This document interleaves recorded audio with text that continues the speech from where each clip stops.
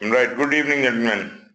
Today is the third day of the training and we will continue from where we had left yesterday.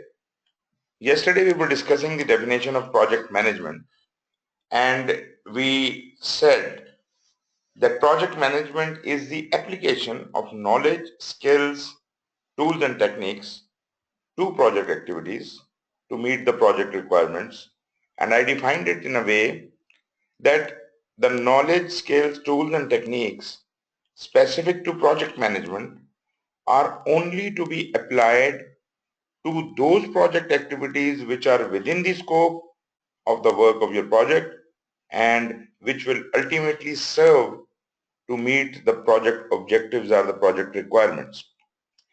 Anything which is not within the scope of the project, we cannot and we should not apply project management on it because that effort would be wasted. Now, PMBOK advises us some good practices. And according to those good practices, PMI suggests 47 different processes related to project management which are supposed to be done. Well, they are not mandatory. As we have discussed earlier, this is the discretion of the project manager and his team especially, which processes they want to pick, which good practices they want to pick for their specific project. So it is a standard, and in a standard nothing is mandatory. But if you apply them, there is a high likelihood that your project will be successful. But there is no guarantee. Anyways, these are the 47 processes around which the whole body of knowledge is orchestrated, and we should try to use each one of those 47 processes. But if it is not possible and we do not require, then we may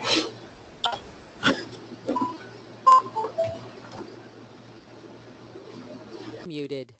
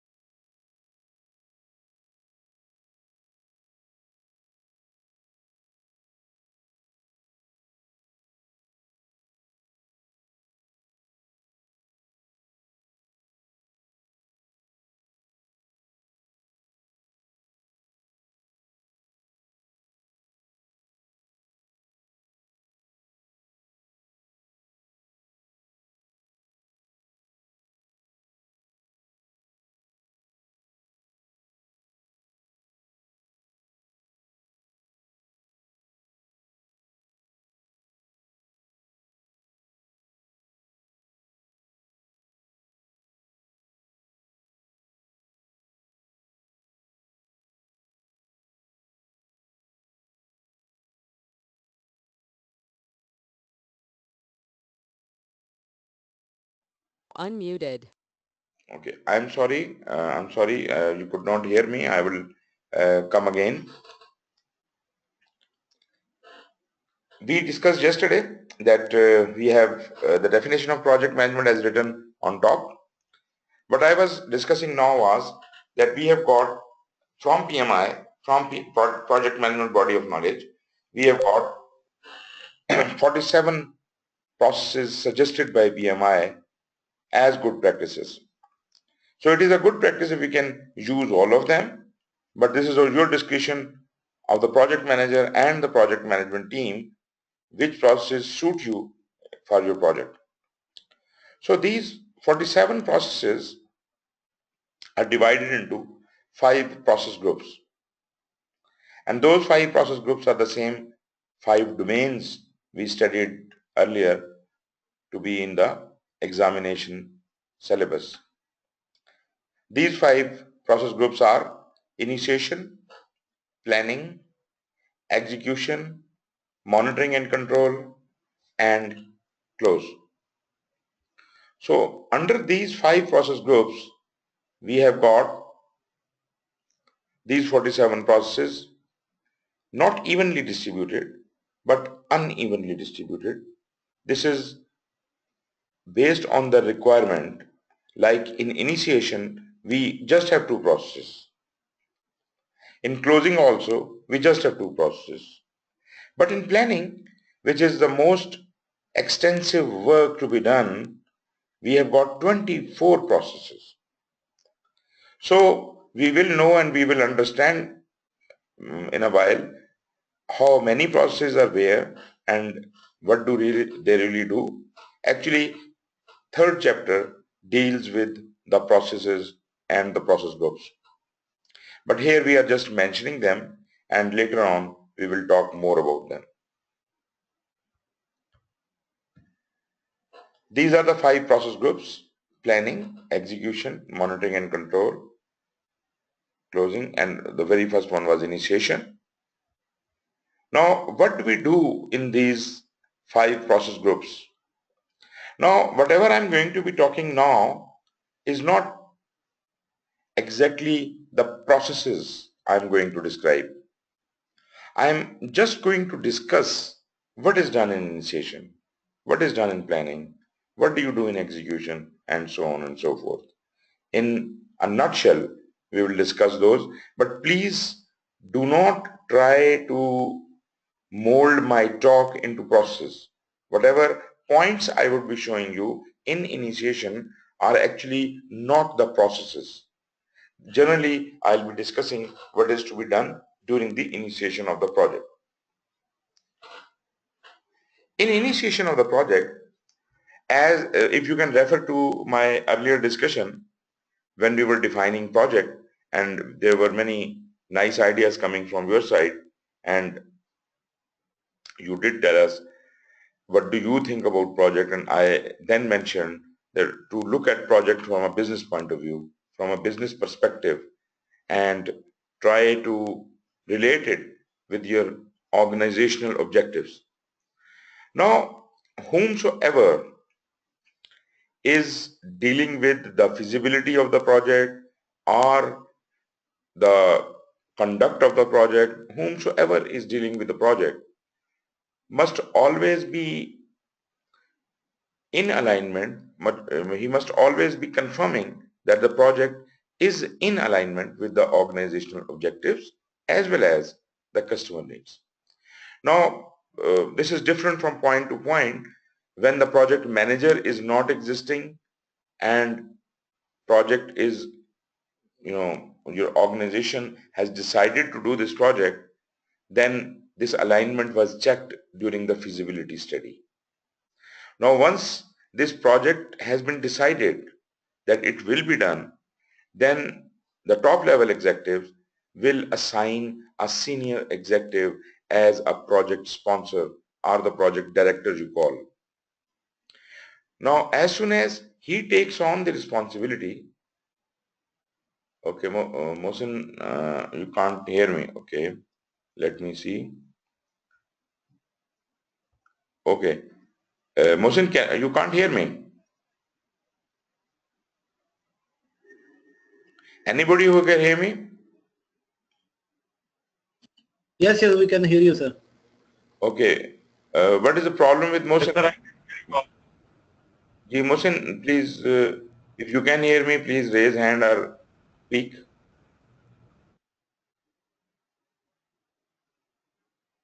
Okay, let me see.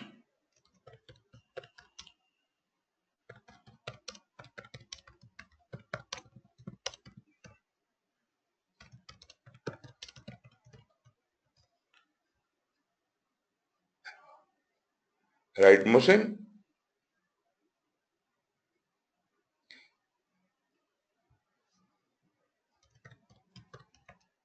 Okay.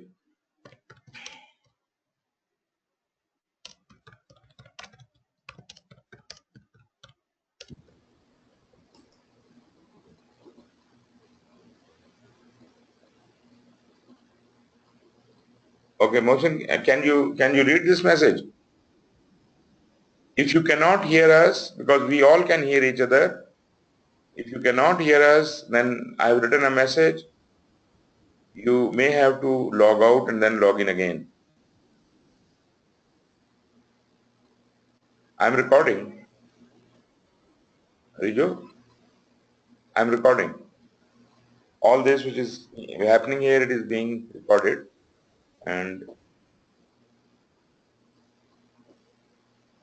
okay, Mohsin, please confirm. Please confirm.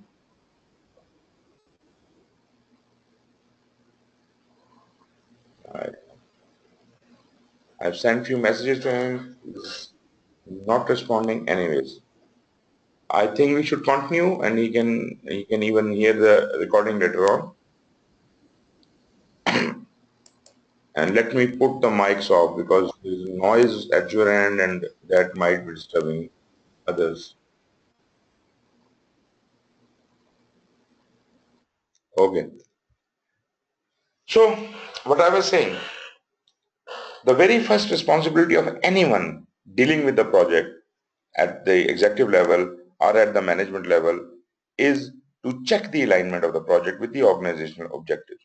Naturally, it was checked when the feasibility was created, but still, the project director or the project sponsor, whoever has been assigned to do this responsibility, he must look at the alignment because there might have been some change in the organizational strategy, some thought process has changed, some direction has changed, and maybe there is no need of this project anymore.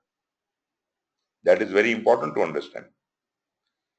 Feasibility was good enough, but it may not be good enough anymore at this stage. Maybe feasibility was done 3 or 6 months earlier, and at that point in time, it was feasible.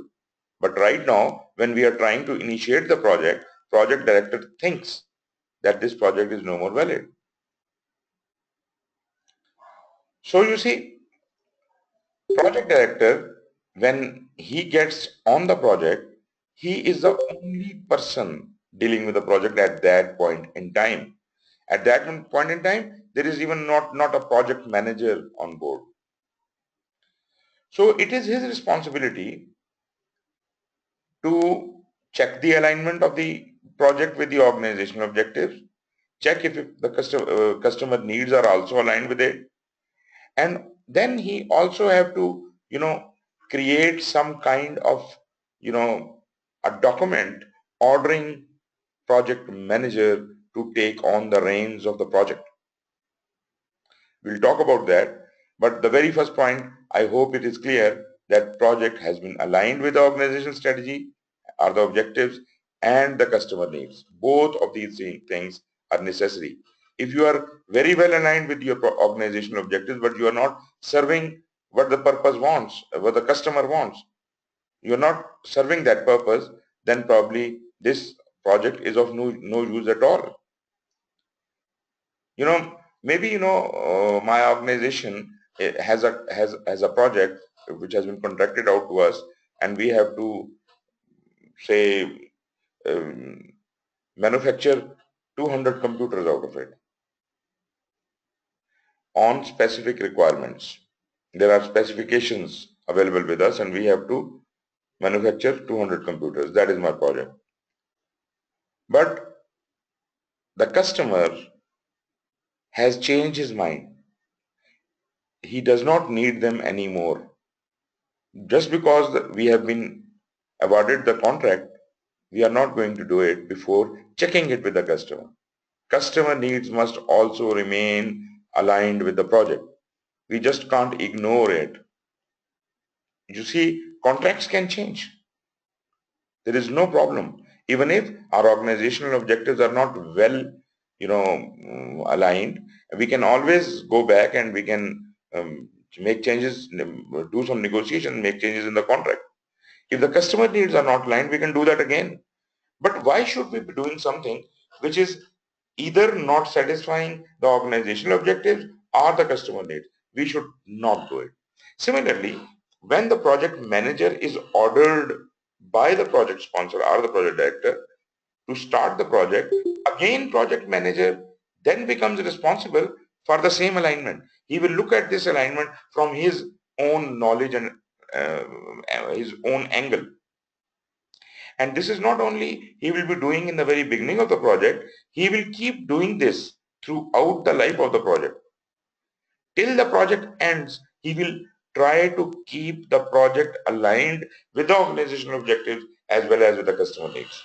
That is a very important point. Secondly, when the project director is assigning this project to the project manager to be done, he must define the project. He must give some high-level scope statement to the project manager, which should include who all are the stakeholders, what are their needs and expectations, because it is not only my organization and the customer. There are a lot many other stakeholders involved in our project. They all might have their stakes. I can't ignore any one of them. I do agree that my boss and my customer are very important to me, but at the same time, the contractor who is to provide me materials for manufacturing of these 200 computers, if that contractor is not going to provide me those equipment, how would I go about it? Neither the organizational objective will be met nor the customer need. Therefore, this contractor also is a very important stakeholder for me, and I have to look at his needs and expectations. You see, I can't expect my contractor to be working free of cost for me. Why should he? Therefore, whatever are his needs and expectations, I also have to look into them. So here I need to understand who all are my stakeholders and what are their needs and expectations. And I should have a preliminary scope statement developed by the project director. In his in this document where he describes the project and the preliminary scope statement, uh, he also can optionally provide some other high-level details, like if he knows, he can tell us some of the high-level risks. He can tell us what assumptions have been taken while the project was formulated and what are the different constraints imposed on us. If there are any limitations, they should be told to us.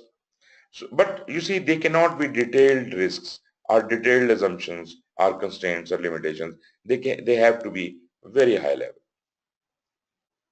But naturally, once we get into planning, we will dig out each one of these details and we will go deeper at a low level.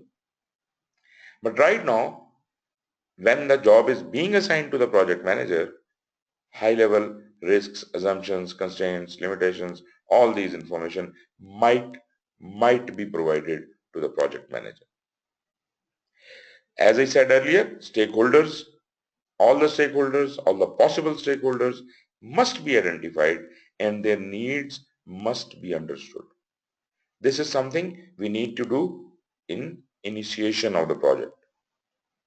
And as a result, a project charter is formally approved And what is a project charter? We will discuss that later. But project charter is an authorization by the project sponsor to the project manager to mobilize the resources for the project. And all this information which we just talked about, what is the history of the project, what is the background of the project, what is the scope, preliminary scope of the project, who are the stakeholders, what are their needs and expectations, what are the various high-level risks, assumptions, constraints, and limitations. All these details could be provided in the charter, and charter is not a very long document. It is supposed to be a brief document, um, and it may be just a page long or a few pages long, and that must describe all these details. As soon as the project sponsor has created this document and has given it to the project manager, the project has now been officially assigned to the project manager, and he needs to do all further work on the project. So as far as the project sponsor is concerned, he is now almost free, and project manager carries all the burden. But before project manager came on board, all the responsibility was lying solely on the shoulders of the project sponsor. But what he did was, he created the charter, gave the project to the project manager, and then he sat back and relaxed. Now, this project director or sponsor would only be consulted when required. And we will define what are those points when this project sponsor will be contacted. Now, what should project manager do in initiation? When he gets this charter, when this charter has been approved and is being given to you, the order has been given. Project manager naturally reads through the charter, understands it. If there are any queries, he may consult the project sponsor and get some responses on them. But at the same time, naturally, whatever has been defined in the charter was not very detailed. It was just preliminary kind of things, high level kind of data is available there. So now, before he can move on to planning, he just looks around for all the stakeholders. Maybe 2, 3, 4, 5 stakeholders have been mentioned in the charter. But these are not the only stakeholders. It is the responsibility of project manager at this stage to identify all the possible stakeholders and collect their needs and expectations. Analyze those stakeholders and see who is more important and who is less important. So this job of identification of stakeholders resides in initiation under the responsibility of project manager. So classically speaking, if you ask me what are the exact processes which are involved in initiation, then I would say there are only two processes. One is develop charter, and that is the job of the project sponsor. Project manager may help, but this is basically a job of project sponsor. And the second job is identification of stakeholders. So identification of stakeholders would include identifying, creating a list of all the stakeholders, populating a stakeholder register, and analyzing those stakeholders in such a way that a stakeholder management strategy can be formed. So this is about initiation. Let us see what is next. Planning. Planning is one process group which I suppose and I believe is the most important area. This is where you prove that you are proactive and not reactive. And especially in projects when there is so high level of uncertainty, you just can't afford to be reactive. You should give ample time, rather optimum time to planning, more time you spend in planning, better chances of your project succeeding. Therefore, you must plan calmly and coolly and give enough time to planning. I have a question here. How much time should you be giving to planning of a project? What percentage of the project time do you think you should give for project planning? Yes, please.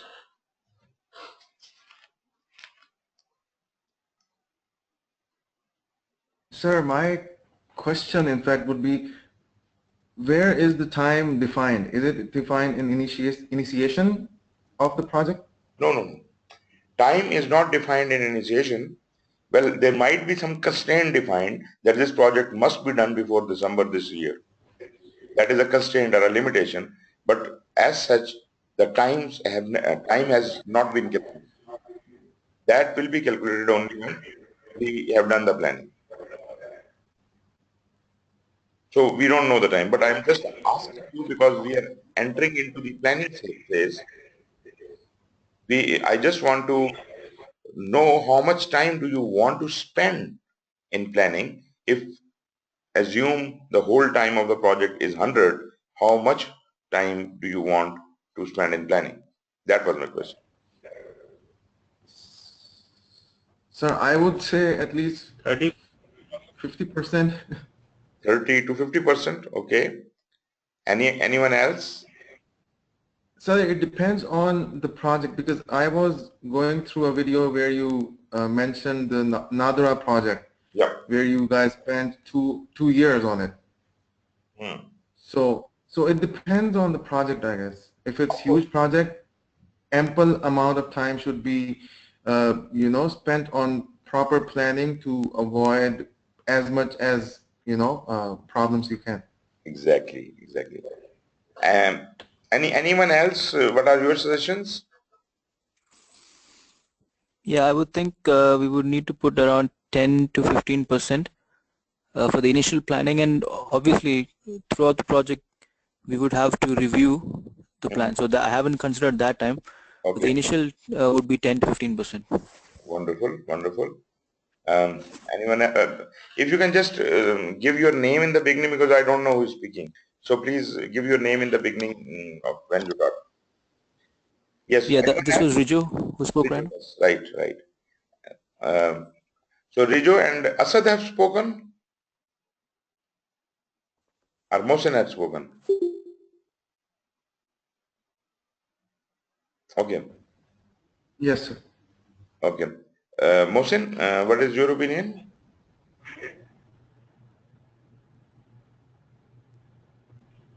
Sir, that was me, the first one. Asad.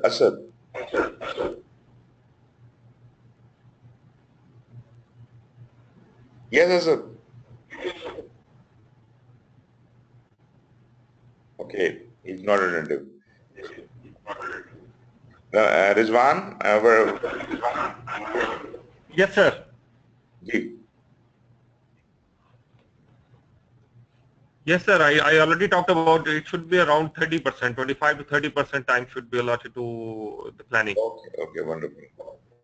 Okay, let me put it. Let me consolidate this. You see, you are all right. As I said, we should give ample time to planning. That is important because if we can spend that much time on planning, more time you spend in planning, more smoothly your project is likely to go. But if you enter into the project ad hoc without any planning at all and believing that this time you are going to be using in planning is going to be a wastage, then trust me, you'll be stuck at the very first step because there is no plan, and ultimately you have to go back to the drawing board and you will be spending much more time. You will spending much more time and you will only be planning to resolve that specific problem, and then you will get stuck in the next problem and then next problem. Trust me, I am not lying. you will be spending more than 10 times the time required for planning if you don't plan in the beginning.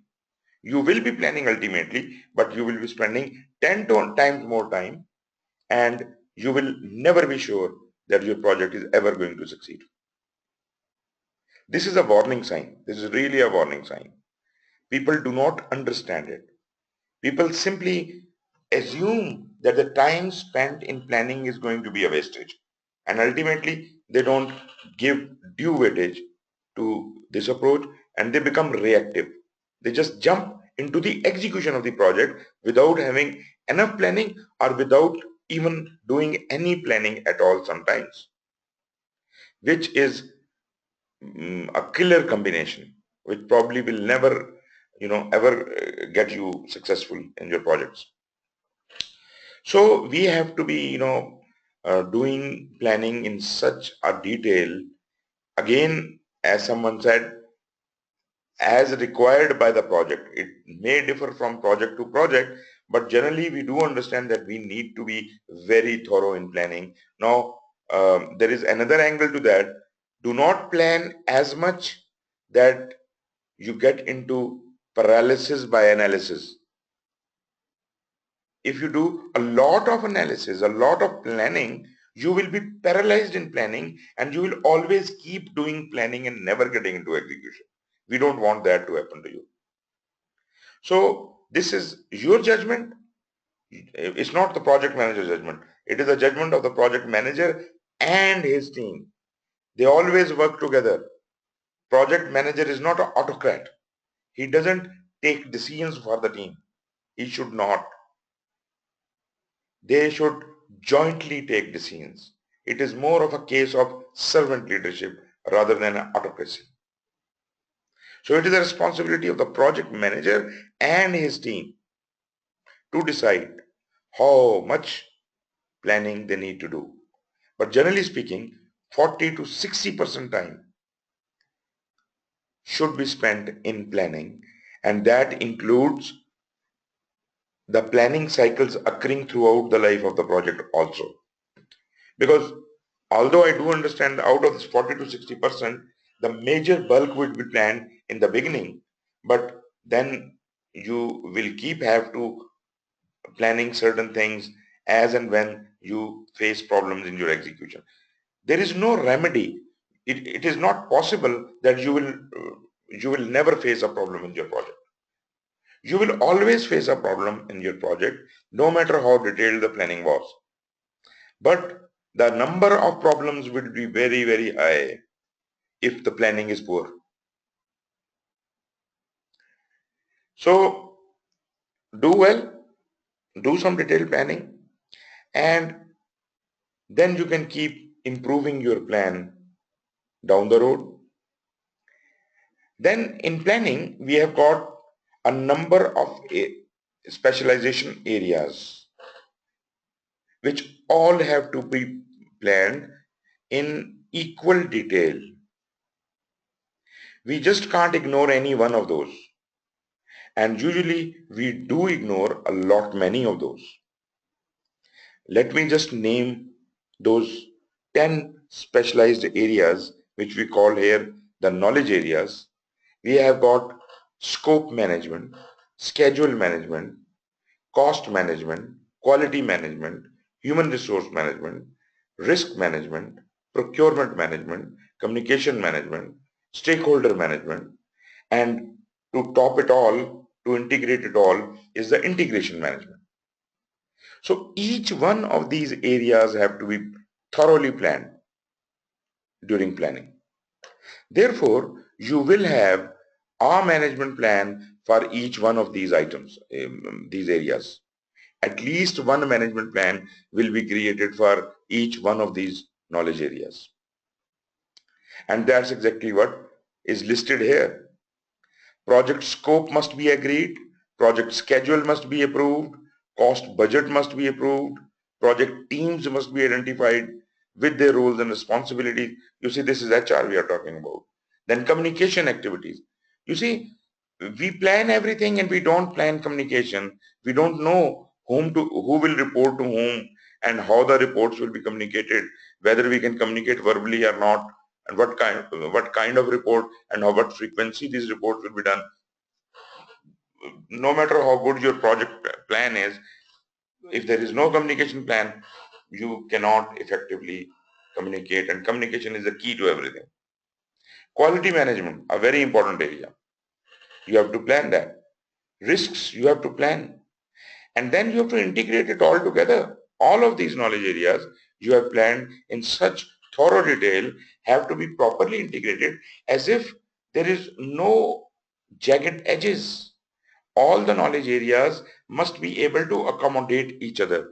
If you have identified a risk and you have created a response for that, and the time management does not accommodate that, cost management does not accommodate that, it is not even accommodated in your scope, then what is the fun of having such a response plan when it is not properly integrated into the whole plan?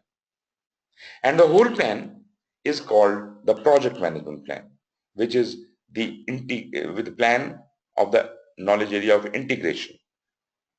Integration is the parent of all the other knowledge areas. There are 10 knowledge areas. Integration is the parent, and in addition to integration, we have got 9 knowledge areas. All 9 knowledge areas are answerable to integration. So that's how we create the project management plan. Then we move on. Once we have the project management plan is the key.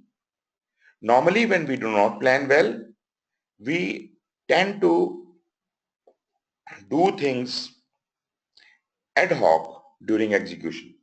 We start taking sudden decisions without informing anyone because our plan, we did not have a proper plan, and problems occurred. We start resolving the problems on the spot, on the site, and we do not even record those decisions. They are not even permitted, and we keep doing those things. I had been on a consulting assignment with an organization who were developing a housing scheme, and they were very well organized, they were very disciplined and everything, but they had a problem. They said, once the housing scheme is complete, we are unable to trace where the sewerage lines and the water lines are going. We do have the plans for everything. We know the sewerage line should be here. When we dig here, there is no sewerage line. When we dig another spot for water line, there is no water line there. So where have they gone? Can someone tell me that? Where have all the lines gone? Ji.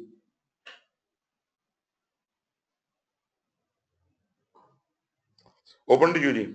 Tell me.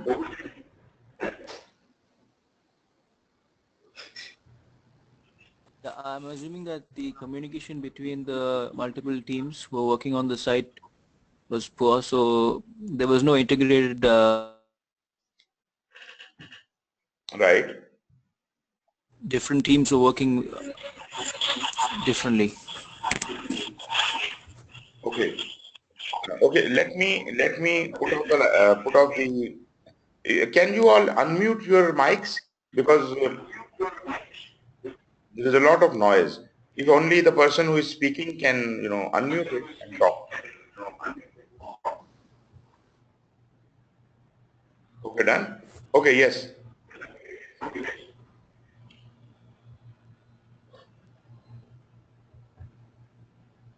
Yes, what we got is somebody's mic is still on. Please check if your mics are off. All of your mics must be muted. Okay, I am muting your mics myself. Anybody who wants to answer must raise his hand. Please raise hand. Anyone?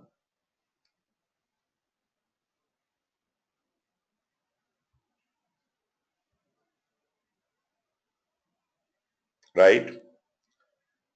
Okay, first Rijo. Yes, please. Yeah, so what I think has happened is that there'll be multiple teams working on the project.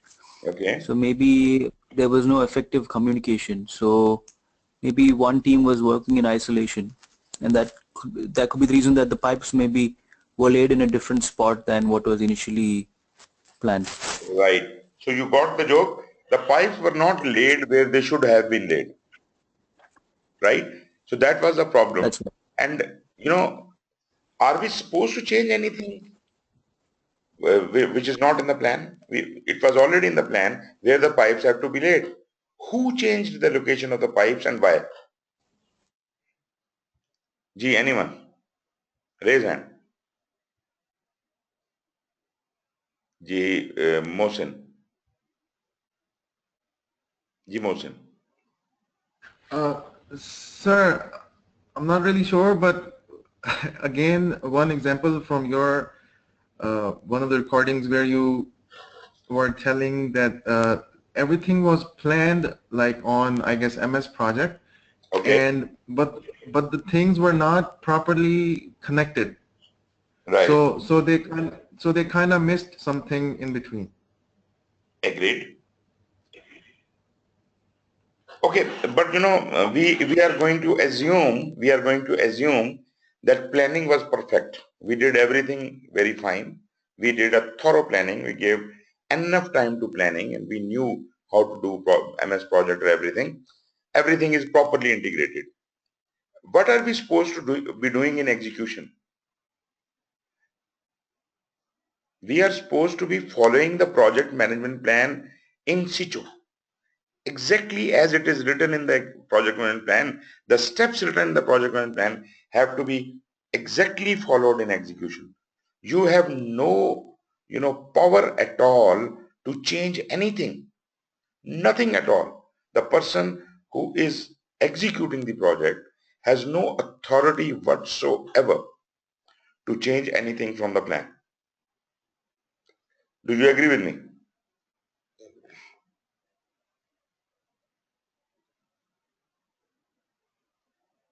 Okay.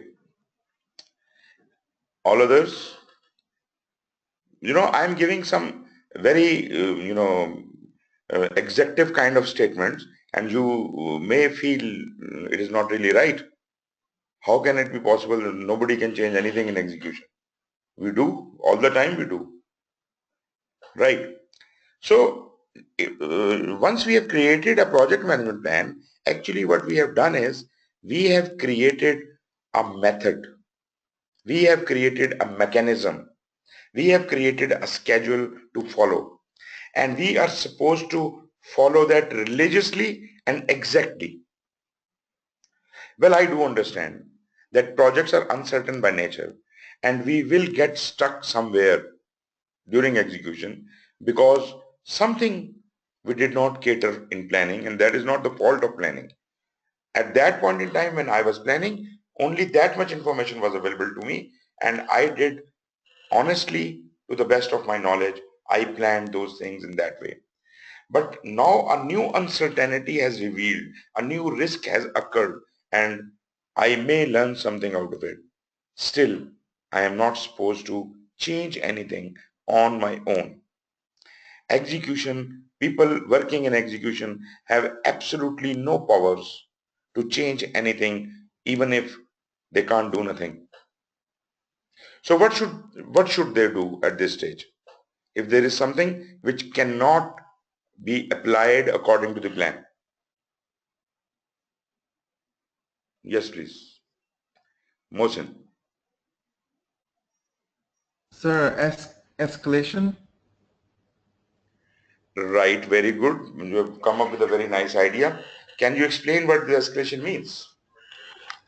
Sir, I mean, they should inform their higher ups or the managers that something unpredictable has Okay, very good.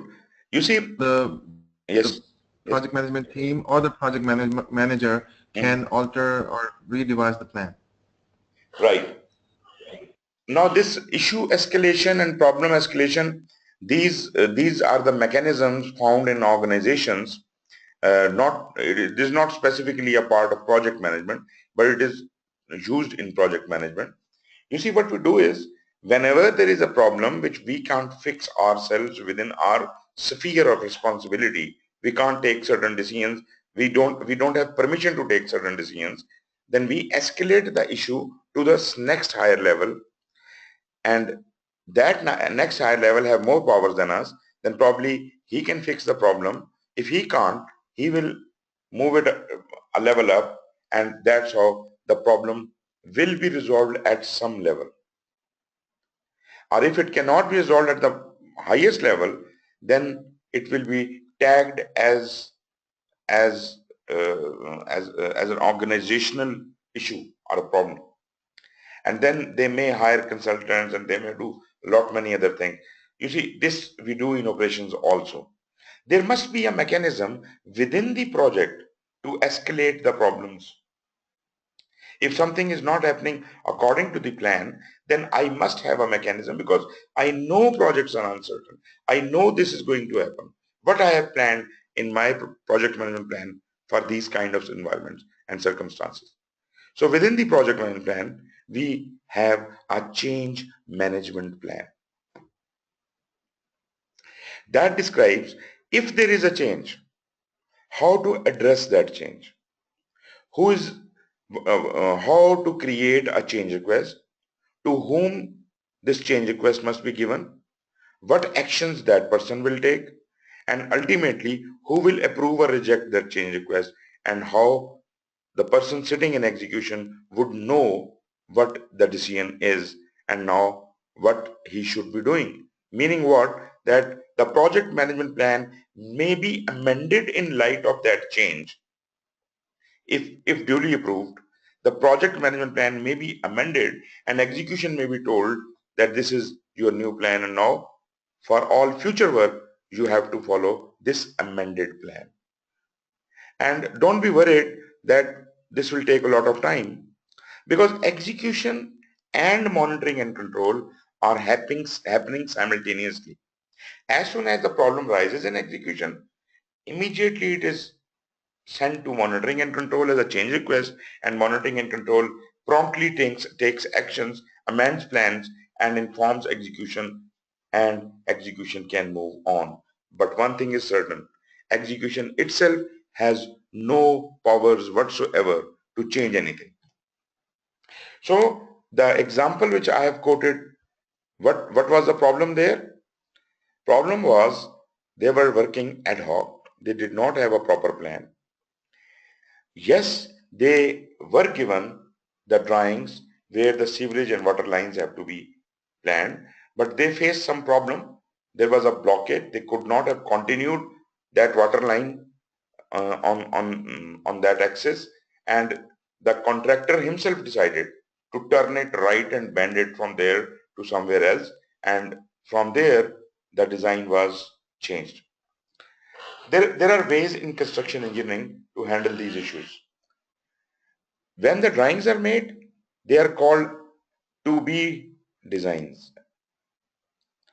When the drawings are implemented, actually the things are laid on ground, then new drawings must be created, and that would be as is drawing.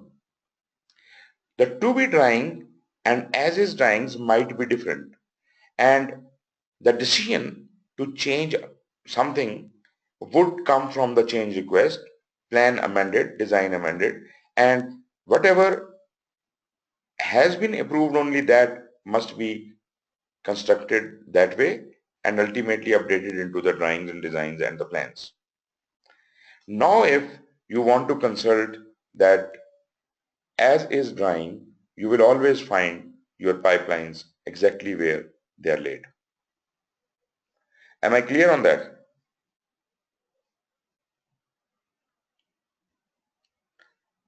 Right.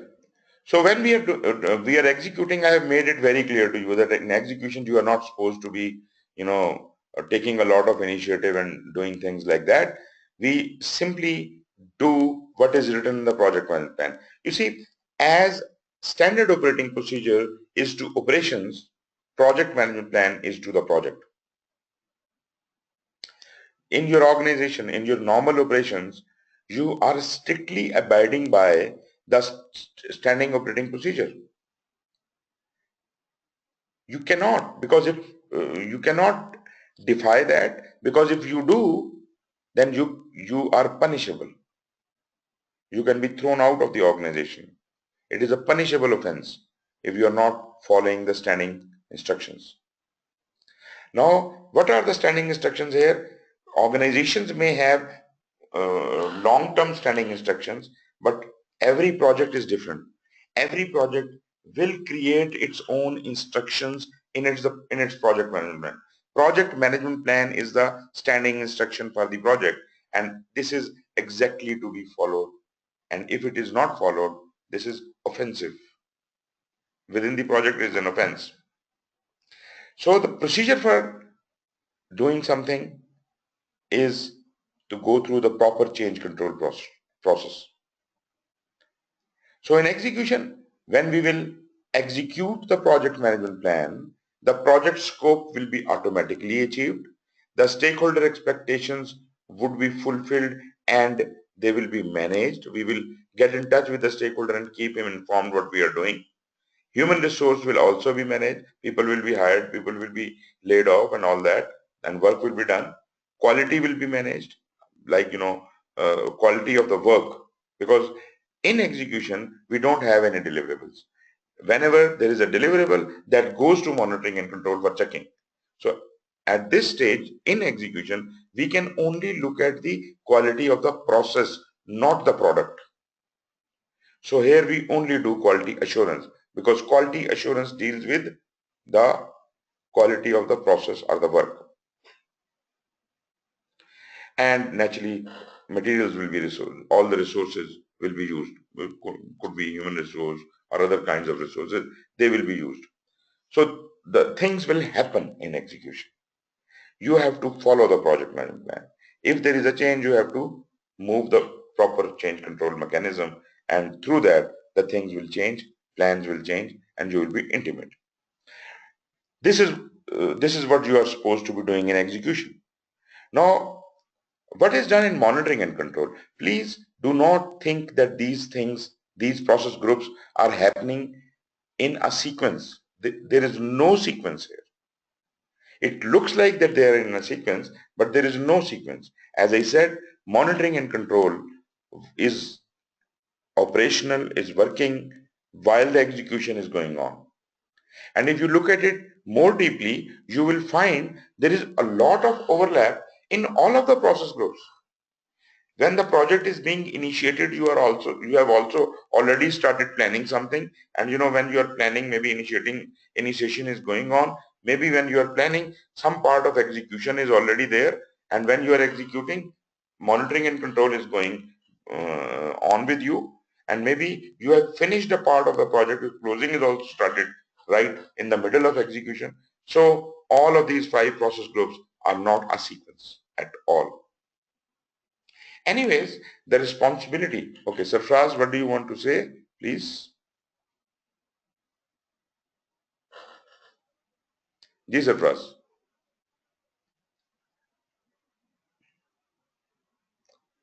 Sarfraz, we cannot hear you. Please, if you can. I unmuted your mic. Okay. So this is Sarfraz. Ji. During execution, if we follow the change management procedure, then it might cause the delay to the actual project management plan. Okay. You see, there are 2 ways of doing it. Number 1, you are stuck in your execution and you can't move forward because in your planning, we could not have catered for a certain issue. We did not know that this will happen, and now this has happened. And because of this, we cannot move a step forward. So delay is anyways there. So we need to fix that. And to fix that, we have to, do the change control procedure. There is another way of doing the change request. That is, execution did not notice any problem. But when the data from execution comes to monitoring and control, and monitoring and control analyzes this data, that sees some trends which were not expected. and it conceives that this project is not going to finish in time. Therefore, monitoring and control can take measures by moving certain change requests to fix the project. So these are the two different circumstances where we can move the change requests. Ji Surface. Oh, okay, sir. Thank you. Okay. So what do we do in monitoring and control? Naturally, we have got control for almost every knowledge area here. All what we are doing in execution is sending all the data, whatever is happening from there, all the data, all the information, all the news generated from execution, and even the product created from execution, no matter it is the end product or it is part of the product, but whatever is being produced from execution is being sent to monitoring and control. And monitoring and control is putting it under a microscope. It is watching it and everything and saying whether the job has been done well or not, what are the problems, how to fix them, making the analysis, trends, forecasting, everything is done in monitoring and control.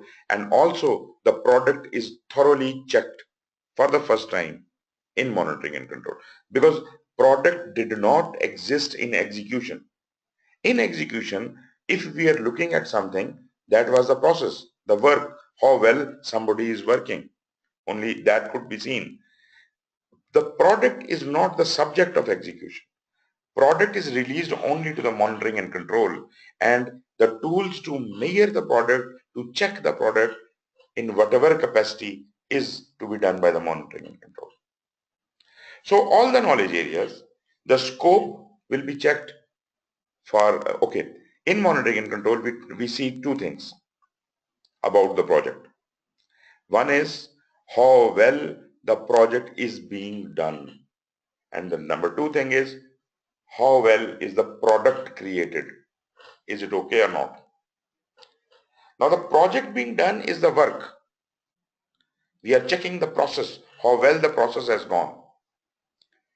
And when we are checking the product, we are physically checking it through a checklist that this product was supposed to have these features. Are they there or not?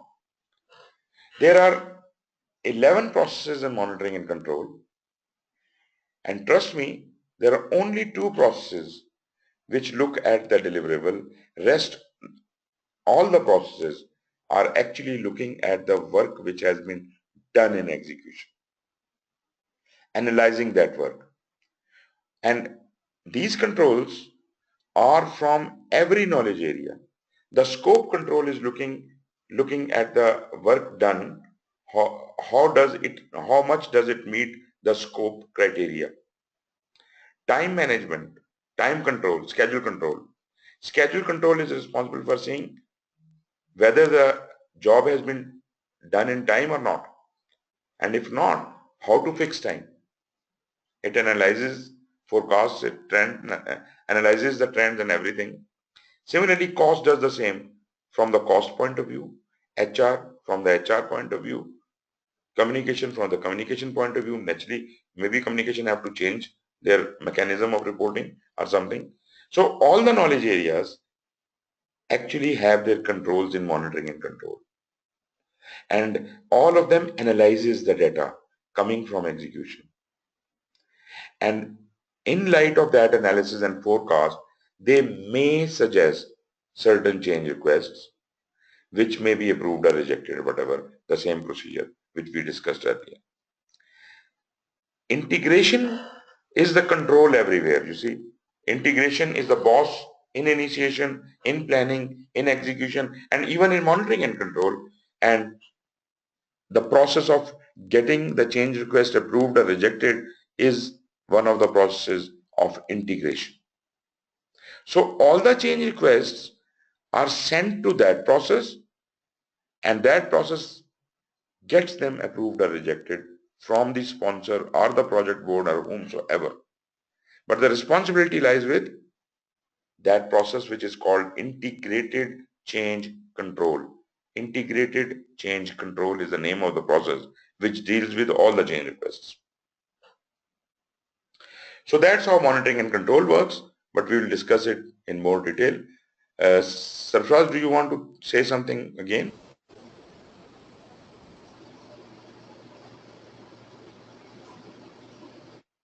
Sarfraz, your mic is making too much noise. If you really want to say something, please say so.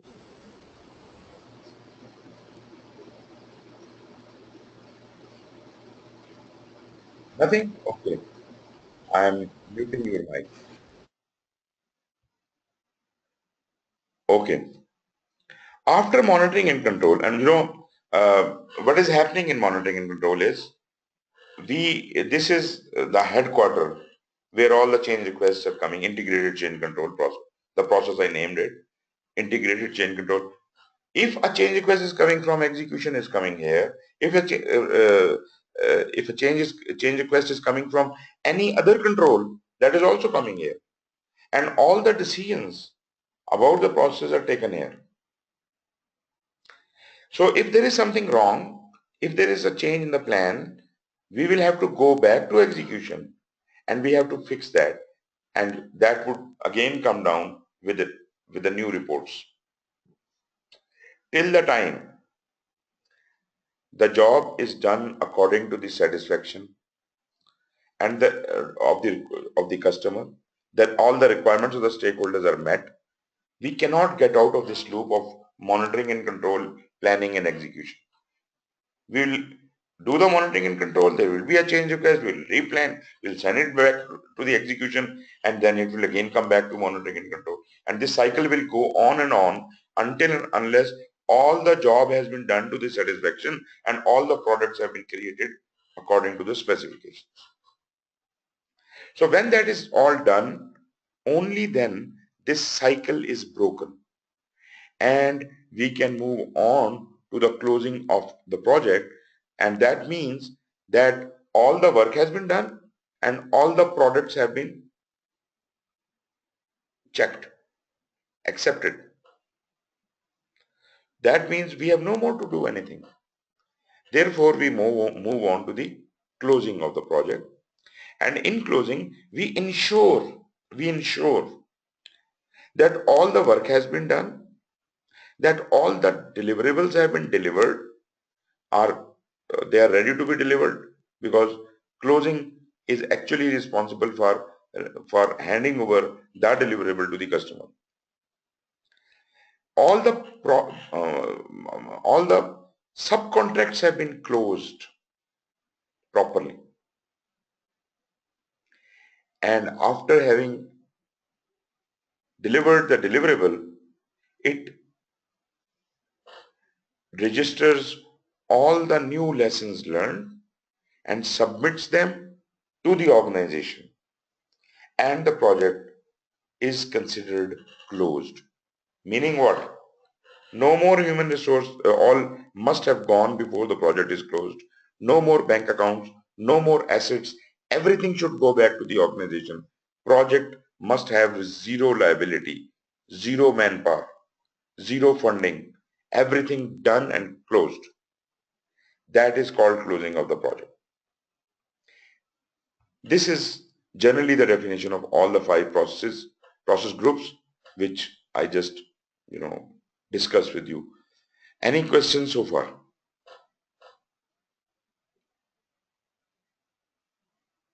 Anyone? Ji Rajab. Yes, I just wanted to know if the monitoring and control, is it part of the same project team or is it an outside team? This is within the project. This is within the project, but what you are mentioning is a kind of a project audit from the organizational side or from an outside body. That can also be done, but that is not the responsibility of project manager. Project manager monitors and controls his projects from within the project.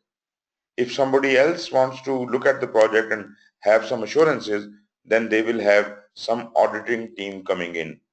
That would be a completely different setup, and that is not responsibility of the project manager. All right, but is the monitoring and control team, is it a dedicated job for them, or do they do multiple things? Actually, this depends on the size and complexity of the project. You can organize these things on your own. Maybe if there's a very small project, all these processes maybe are all done by the project manager himself. So what about the specific team? Can he have a team? If it is a small little project of two workers working and a project manager managing them, where is the monitoring and control team? Project manager is the monitoring and control team. He is he is the execution leader. He is planning everything. So it depends on the size and complexity of the project. If it is a huge project, a mega project, then naturally you need to have a formal office established for monitoring and control of that project. So this all depends what kind of project you are dealing with. Did I answer your question? Yes, sir. Okay, wonderful, wonderful. Right. So moving on, I did mention the 10 knowledge areas. Probably you should be able to see. Yeah. Can you see these circles? Number one is integration. Why number one? Because integration is the father of them all. Project integration management is the very first knowledge area, and it is covered in chapter 4 of this standard. It organizes and coordinates the work of all the knowledge areas across the 5 process groups. We will discuss that how does it do that. Then we have scope management, project scope management, chapter 5, project time management, chapter 6, project cost management, chapter 7, quality, human resource, communication, risk, procurement, and stakeholders. There are 10 chapters in addition to the basic 3 chapters of PMBOK. So there are 13 chapters in the standard, and out of those 13 chapters, 10 deal with the 10 knowledge areas. And every knowledge area goes through all the 5 process groups. Is it clear?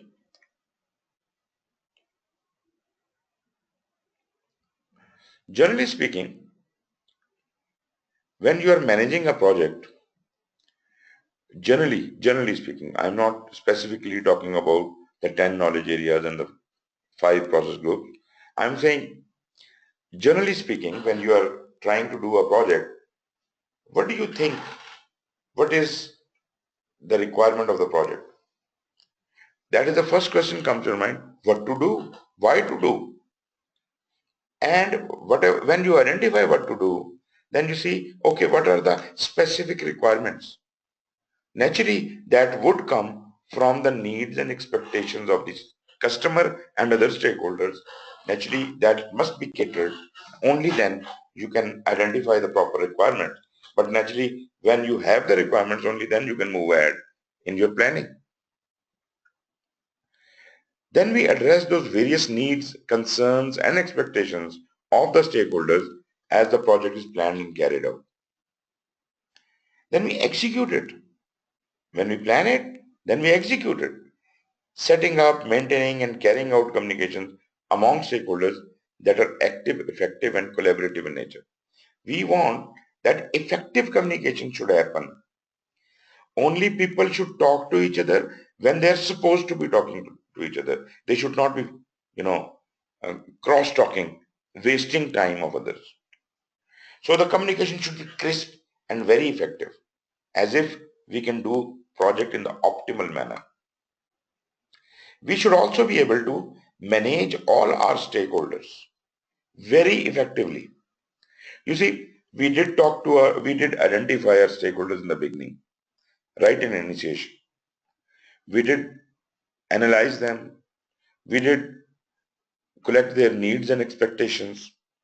Now they got involved with us. They have certain expectations from the project and the project manager. Now, if project manager never talks to the stakeholders again, what would be the reaction?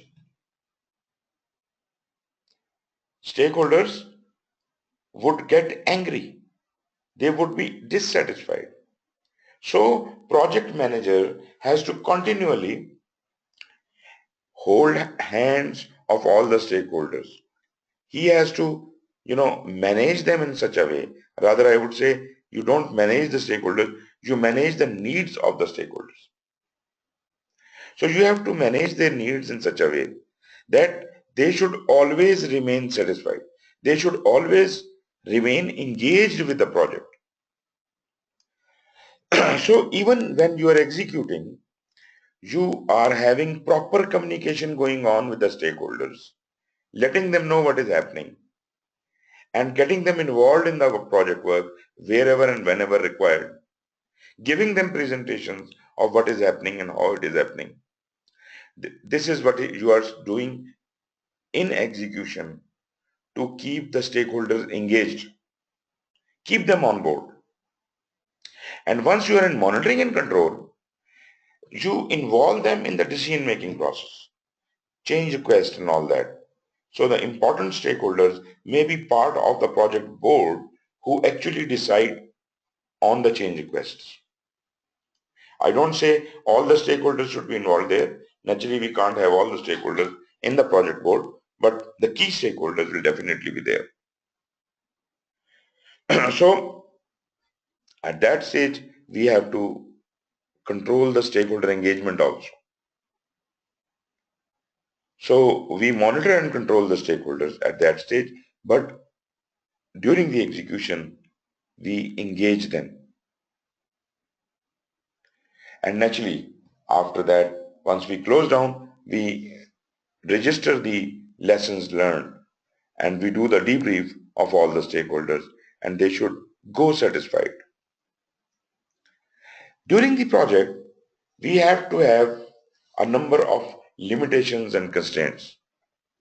Because if something changes, something else is affected.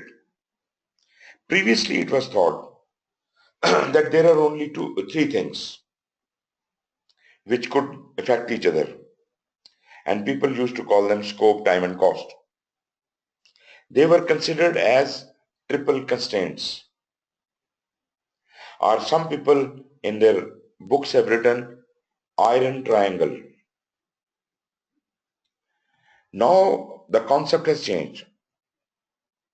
Now we do not call it triple constraint or iron triangle because we know these are not the only three constraints. There could be more than these three constraints. But we do understand that scope, time and cost are very important and they do have very intimate impact on each other. But as I said, they have impact on other things also. And there are other things which could impact scope, time and cost. Therefore, whenever we now represent constraints, we understand that there are no triple constraints, but there are more than three constraints. So what are these constraints? We have got scope, quality, time, cost or budget, resources, risks, and there could be even more. You see, these are most of our major knowledge areas which I have just mentioned here. But just to make you understand, if I was to construct a house of 2 bedrooms, I naturally created a schedule for that. Maybe 6 months are required to construct a house of 2 bedroom, and maybe I require 5 million rupees for that. So what if the scope is changed by the stakeholders? What if the customer requires a 3rd bedroom to be added? Do you think it can be done in 6 months? Do you think it can be done in the same cost we agreed earlier? And if we try to fix the schedule and cost, we say no more time will be given to you. Fine. then give me extra money. No extra money will be given to you. So what will I do? I will do makeshift arrangements. I will sacrifice quality for that. Or I will over-resource it by poor resources and maybe get the job done, but at the same time, neither the quality is same, nor the resources are satisfied, and maybe there are more risks which occur. I can deliver it, but there might be a lot many other risks coming out of my work. Or maybe when we are doing this project, there is an unknown risk which just occurred, which impacted my scope and time and cost and everything. So any of these constraints can affect any other of the constraints, and therefore whenever we encounter change in any one of these constraints, we must see how does it impact the other areas, other constraints. How do you balance the whole equation? So balancing these competing project constraints is extremely important. You just don't fix the time if there is a problem in time. There must be some impact on other constraints, and you must make fix across the project through integration. So this is the subject of integration, to keep a record of all that. Projects have a potential for change. Projects are by themselves uncertain, and that is one big reason for this potential of change. And because there are a lot many things which will keep changing during the life of the project, and project will be replanned all the time, project and plan will be amended all the time. So project management plan is not what we created in the beginning. It has to be iterated many times. Every time there is a change request, we may have to update the project management plan, meaning what? We have to do further planning. So this project planning is a continuous process, it's an iterative process, and it continues till the end of the project. It goes through progressive elaboration throughout the project life cycle. Now this term progressive elaboration is something new because it is PMI which used this combination of words for the first time. If you look at it in the dictionary, you won't find this combination, and if that is there, then it would be specifically mentioned that it is created, this word combination is created by PMI in PMP. So progressive elaboration means what? What does these two words mean? That we would be elaborating our plans progressively and continuously throughout the life of the project. This is a simple definition. We are actually talking about continuous improvement of our plans. So we will continuously improve and detail our plan as the following becomes available. And what is that? More detailed information, because when I planned for the first time, I did have some information, but that was not as detailed as it may become available later. So later, when that information becomes more clearer, more detailed, then I have to improve my plan. More specific information becomes available, which was not available earlier when I was planning. More accurate estimates. I made a lot many assumptions. I did not have accuracy at many places in my estimate. So wherever I did not know certain figures, I assumed certain values. Those assumptions may not be correct. When the accurate data becomes available, I should replace the accurate data with those assumptions and thus enhance and improve my estimates. It allows the project management team to define work and manage it to a greater level of detail as the project evolves. So as we move ahead in the life of the project, more details keep becoming available and our plan keeps getting continuously improved and progressively elaborated. So the plan on the last day of the project, when the project is finishing, is the most comprehensive plan, most updated plan. The first plan, which we created during planning, although we spent a lot of time in it, has to go through a number of changes throughout the life of the project. You see, if we do good planning, very detailed planning, then this progressive elaboration would be, small little changes coming the way. If we do not do this planning at all, the work of progressive elaboration will be very heavy and will be very time consuming. So why don't we spend more time in the beginning and make progressive elaboration lighter for future work? We'll be more assured. But at the same time, because there is a potential for change, because there is an uncertainty in project, we can never guarantee that our initial plan is going to stay as such throughout the life of the project. There will always be some progressive elaboration. Am I clear about this topic? Ji Musa.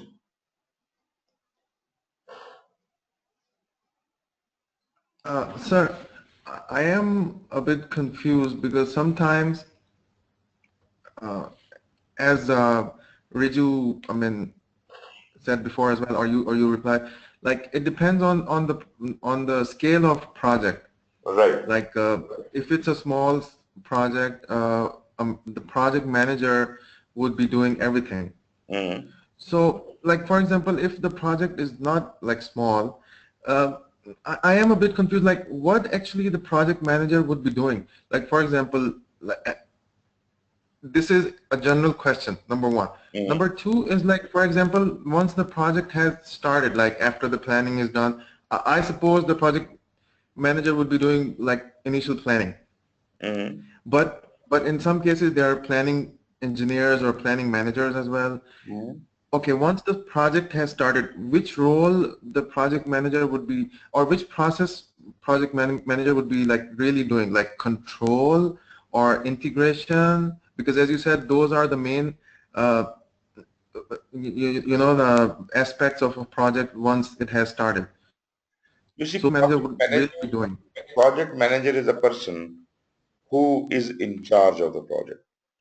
So he is responsible for everything happening in the project. No matter if he is doing everything himself or he has deputed those jobs to different people. But the ultimate responsibility is with project manager. So he can depute it, he can have schedulers, he can have estimators, he can have a team for monitoring and control, he can have risk managers, he can have quality manager, whatever. But actually he is the person who is listening to them all and collaborating with them. Another thing, project manager is not the one, as I said earlier, he is not the autocrat. He cannot make any decisions by himself. The team has to be involved. Project team will decide. Therefore, all these people who are assisting him and all other people who are working on the project, like the supervisors, like the team leads, they all contribute in planning. Project manager does not plan all by himself. He cannot. It is impossible. Because he can think down to some level, but he cannot have those details available to him which are available with the team leads or the supervisors. So even in planning, he has to get those people involved. And whenever the plan is amended, again the meetings will happen and those people will come on board and they will help collaborate everything. Did I answer that?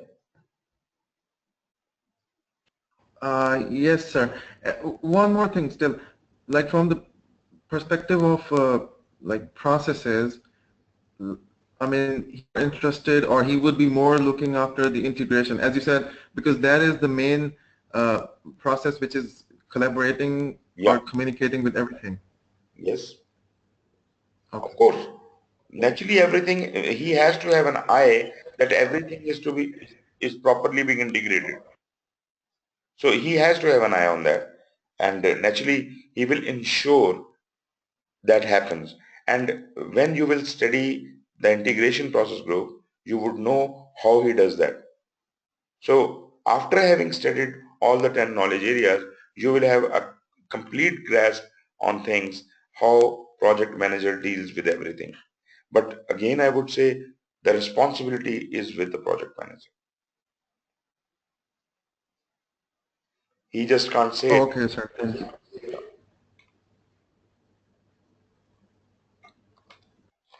Okay, moving on. Now this is going to be very interesting now. We are getting into another territory. We have just defined the project and project management so far, generally. Now we need to understand the reference to context. How does the project manager exist in an organization? So far what we understand is, what we discussed so far, that an organization is having an operational system running. And if there is a change to be brought into that operational system itself is not capable of changing itself. So to bring a change, first of all, the realization of change should exist. A business need must exist. And then some feasibilities must be carried out. A business case must be prepared. And only then the organization finally decides that this change has to be brought in the organization. And that change turns out into a project. Now that project have naturally, if it is coming out of the organizational objective, if it is coming out of the business need and it is dictated by a business case, then the project has to be aligned with the organizational strategy. On the other hand, all the operations running in the organization are also aligned with the organizational objectives. What if the organizational objectives change? Operations are very rigid. They can't change by themselves. Again, we would require a project to suggest a new mechanism, a new process, how to run the organization in the new scenario of change objectives. We do not stop the organization from running the way it was running. But in parallel, we run a research project or we run a business process re-engineering project which tells us how to do it. The success of that project would be telling us the exact mechanism how to do it. And once that is tested, that this is how we can do our job more effectively, then it is adopted into the organization, into the operations. The operations are changed after a project succeeds. The suggested approach is adopted by the operations, people are trained on it, SOPs are revised, and ultimately the organization becomes more effective. So far, we do understand that projects are aligned with the strategy of the organization. But between the project and the strategy, there are few other steps which may exist and in some people's view must exist. You might have heard about program management and portfolio management. This is what we are going to relate here with project management. How do they relate with the project management? Although you have the understanding of the definition of project and project management, now we need to understand what are the programs, what is program management, what is a portfolio, what is portfolio management, and generally speaking, all these three kinds of management, project, program, and portfolio, put together in an organizational context is called organizational project management. Previously, this term was not there. Organizational project management was not there. People used to call it, generally the whole thing is called project management. But now there is a confusion. Dealing with our project is project management. Dealing with all the infrastructure of projects in an organization is also project management. That is a confusing thing. So dealing with our project is project management now, and dealing with the whole infrastructure of projects in the organization is organizational project management, which includes portfolio management, program management, and project management. And in addition to these three things, there is yet another thing which is called organizational enablers. I'll talk about them. These four things put together are organizational project management. Did I make any sense?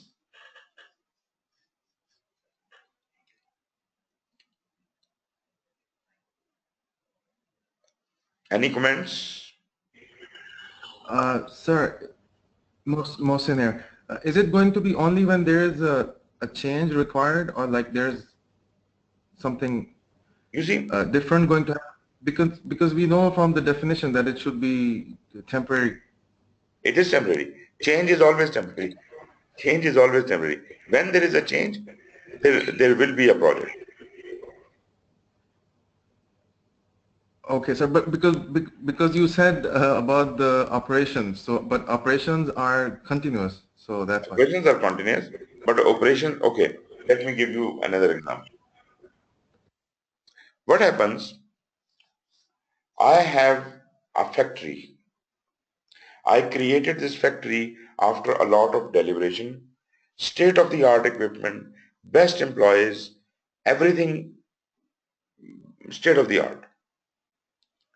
This is a wonderful operation I have designed, and I am running my factory, right? If I don't bring any change in my operations of the factory, how long it is going to work on that state-of-the-art method?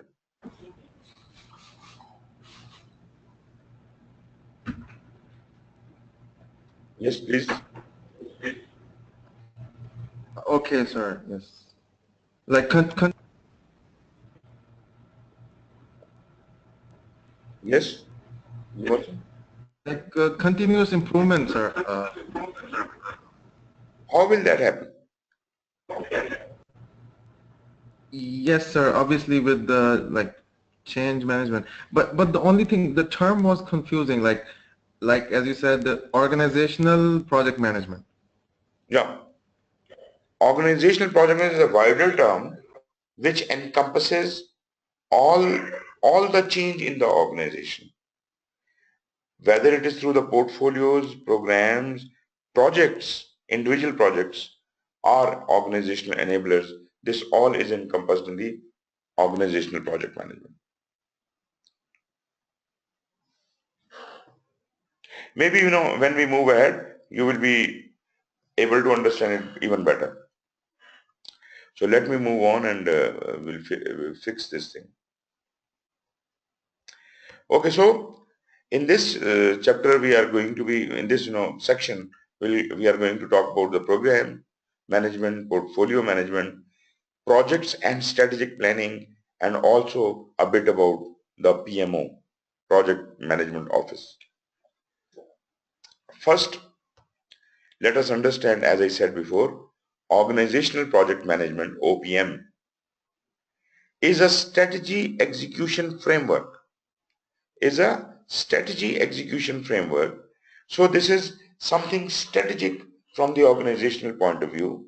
These are the strategic decisions of the organization which are to be enforced through this framework.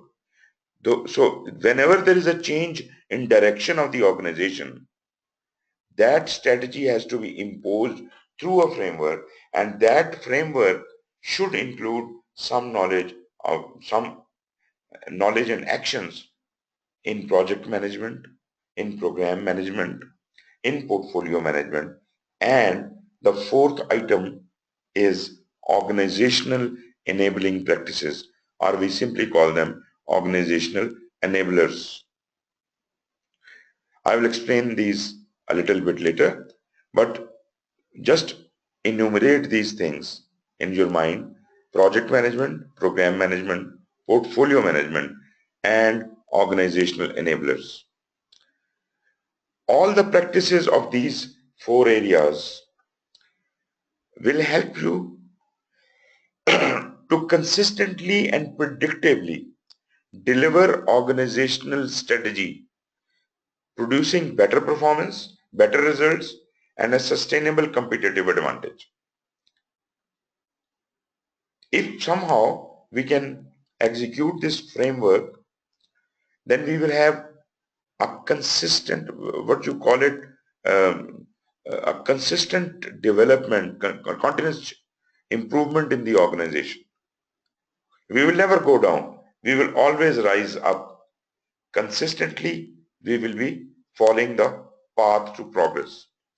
And people sitting at the helm of affairs would be able to positively predict where we are going, because the whole mechanism is orchestrated in such a manner that whatever our desires are, we want to improve the performance, better results, and whatever.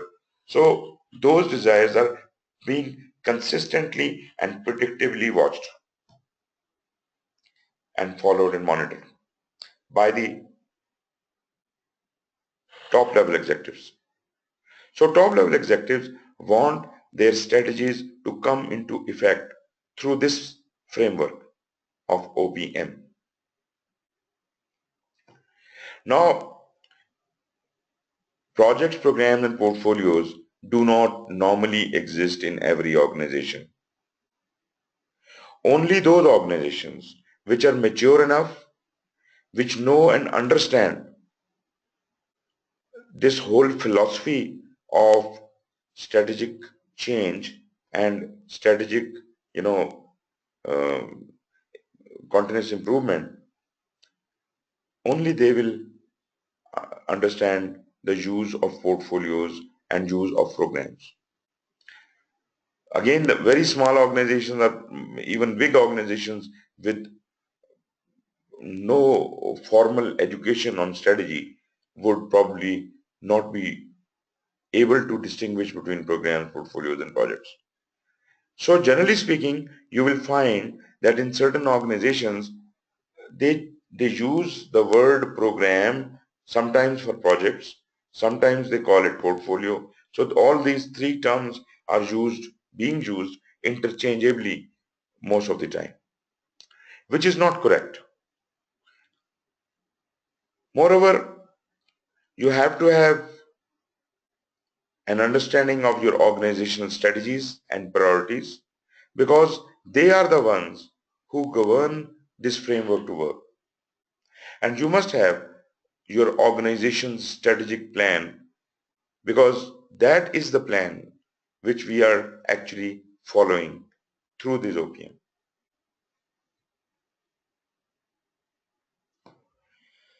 Organizational planning impacts projects by means of project prioritization. You see, you could have started 4 new projects, but you have limited funding and you can only start 1. There are 4 feasible projects should be done, but you don't have funding for doing all of them. Which is the project you are going to select? For that, naturally, you have to have project prioritization in place. How do you prioritize your projects? Which is the most important project for the organization? Which project is going to benefit the organization the most? Which is most well aligned with the organizational strategy? So the process of prioritizing the projects cannot be done in project management. Who is going to do that? This is something we have to do at program or portfolio level. So we talk about that. Then organizational planning also directs funding and support for component projects on the basis of how risky these projects are, how much funding should be given to which projects are connected with specific lines of business, and which lines of business are more important to us. Naturally, if a specific project is going to yield a lot of business later on through operations, then we may give it more importance. And then we must understand the general types of projects. So prioritization is one consideration, and funding and support is other consideration in organizational planning, which helps us decide the prioritization of these projects. And strategy is being translated into organization planning, and under the planning we are actually prioritizing the projects and orchestrating what to do with what project. We may close down a project which we feel is no more useful for the organization, and we can give birth to a new project if we feel that is going to serve the organizational objectives better. Portfolios, programs, and project management. They all are different concepts, but they all are aligned with or driven by the organizational strategy. So just believe me, everything in the organization, everything must be aligned with the organizational strategy, no matter their operations, their portfolios, their programs, their projects, whatever exists in the organization must serve the organizational strategy. You can't serve your personal goals. Your personal goals also have to be aligned with the organizational strategy. You can't have two different directions. You can't be, very selfish in an organization. Whole of your energy and power must be directed towards satisfying the organizational strategies. Only then the organization is going to be successful. Our problem is we don't care about the organization. That is exactly why everybody is having vested interest. Every department is having their own vested interest. They are looking at their own benefits, and ultimately they are not contributing towards the organizational strategy. And therefore, those organizations do not prosper. So all these concepts, they differ in the way each contribute to the achievement of strategic goals. Each one of these concepts, portfolio, program, and projects, they contribute to the organization in a different way. And we have to understand that. Generally speaking, how do they align with the strategic alignment? What does the portfolio management does? It aligns with the organizational strategy by selecting the right programs or projects, prioritizing them, and providing them the necessary needed resources. So what is the responsibility of portfolio? Remaining within the organizational strategic guideline, it is going to look after all the programs and projects of the organization. This is number one thing. It has to create a prioritization of these projects and programs. Which project or program should be done and should serve the organization the best. And whatever prioritized projects are selected to be done, they must be provided needed resources when and where required. If there is a competition of resources, then resources are to be provided to a higher priority work. And this decision also lies with portfolio management. So portfolio management is the highest level which talks directly with the organizational strategy. And if the organization strategy is changing its direction due to certain reasons. Portfolio management will reorchestrate and reorient all the projects and programs and reprioritize them and reassign the resources accordingly to best fit with the organizational objectives. Am I clear about this? I'm not giving you the definition of portfolio. I'm giving you the alignment of portfolio. But somehow we did talk about the definition. Are you clear about the alignment of portfolio?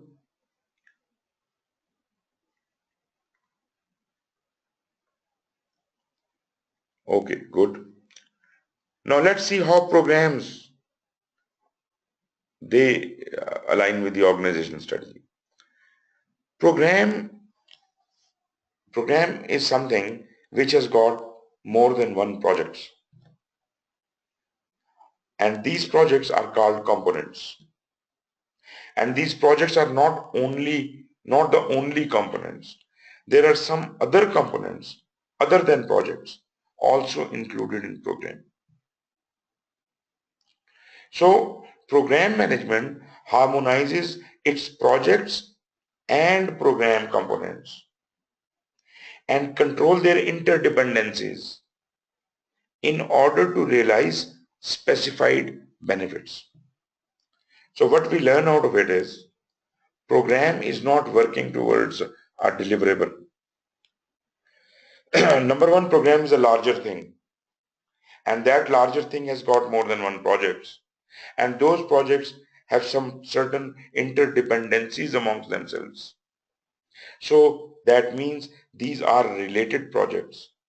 So projects within a program must be related to each other, must have interdependencies, and through these interdependencies they are so harmonized as to yield certain benefits for the organization. This program focuses on the benefits, not the product, not the deliverable. We'll talk more about it.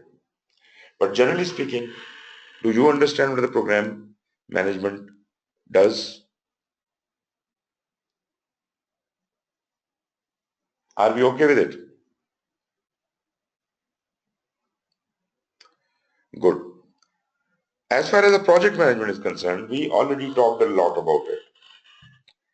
Project management lives within the confine of the project itself, a single project.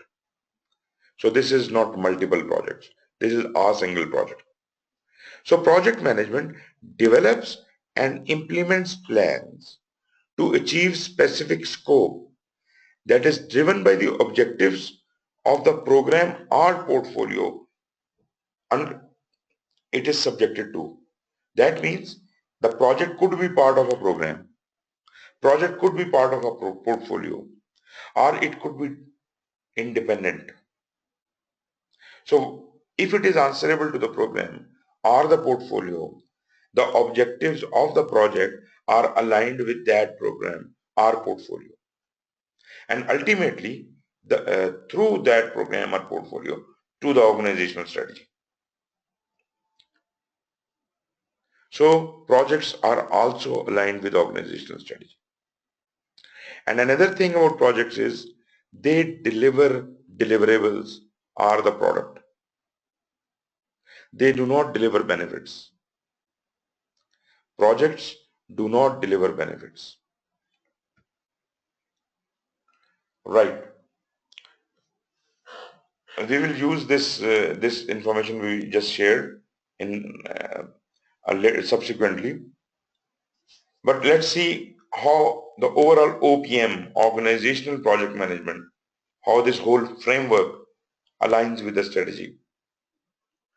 OPM advances the organization's capability. It advances the organizational capability. It enhances the organization's capability. By doing what?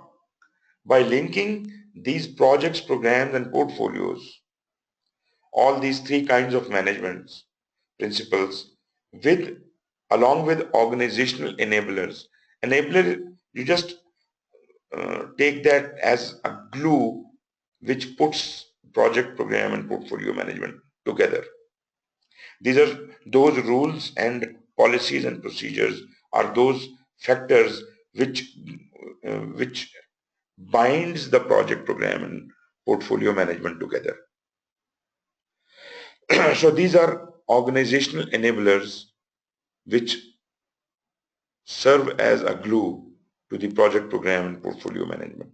And putting it all together is OPM, and they support as a whole the strategic goals of the organization. And an organization measures its capabilities. You see, we said it advances the organizational capability. Now the organization, when enhances this capability, it measures its capabilities, then plans and implements improvements towards the systematic achievement of best practice. If an organization is continuously enhancing its capabilities, it is moving systematically towards the best practices. That means the organization is carrying out its journey to maturity.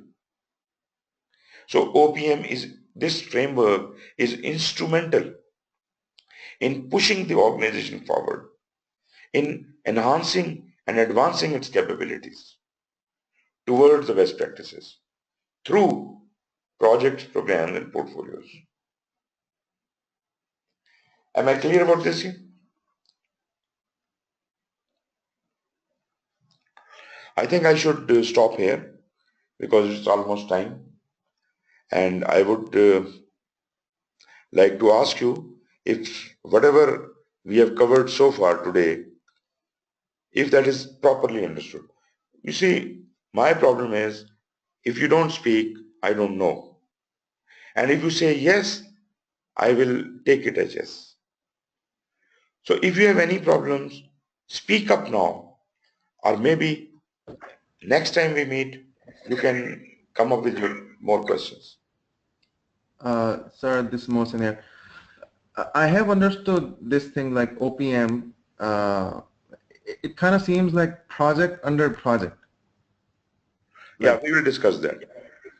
We will discuss that because you have yet not seen the whole framework, how it is organized. Yes, it is project under project, but the organizational project management is a wider concept under which the portfolios exist, programs exist, projects exist, and the whole thing exists within the OPM. Just don't go by the word project. Okay, sir. Thank you. Any other questions?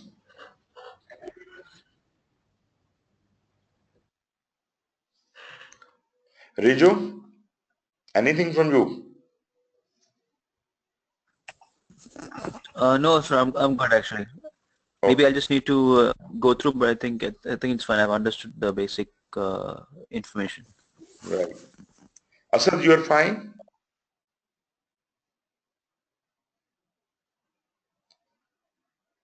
Okay. Asad is a very silent person. Seldom speaks, huh? Then we have got Mohammad Ramzan. Ramzan, how is it?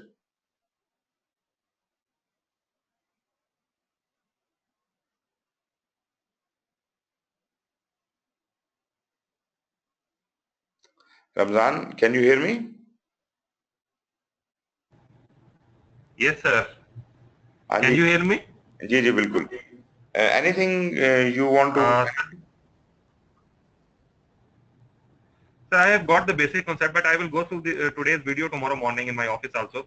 Okay. Because in the middle of the lecture today, there was somebody on the door, so I have to go and meet them. Okay. And your friend Sarfraz? Actually, today his shutdown was finished, so he was a little bit tired. So he just messaged me before 20 minutes he left. Okay, okay. He was tired. Yeah. Thank you very much. Thank you. I think we are making some headway, and probably I am sure you are going to understand everything. So thank you very much. Take care. Good night. Thank you, sir. Assalamu alaikum. Good night.